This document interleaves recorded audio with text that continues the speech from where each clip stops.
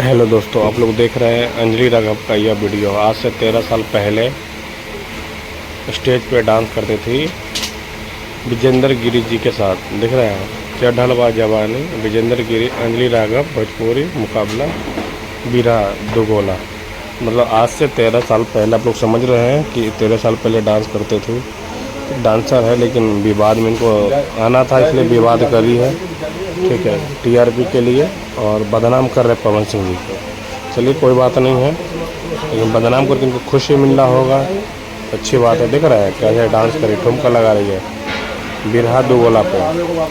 तो यही है अंजलि राघव जी। ठीक है, और आप सभी को मैं फुल वीडियो बहुत जल्दी लेके आने वाला हूँ। ठीक है, और आप लोग देखिए, यही है अंजलि राघव जी जो अभी सोशल मीडिया पे सबसे ज़्यादा वायरल हो रही है। ठीक है, और पवन सिंह जी का आप लोग देख रहे हैं कितना ट्रोल बदनाम करवा रहे हैं, तो ये अच्छा नहीं है। ठीक है, तो आप लोग वीडियो को देखिए और आप लोग ज़्यादा से ज़्यादा शेयर करिएगा और सपोर्ट करिए। देखिए कैसे डांस कर रही है।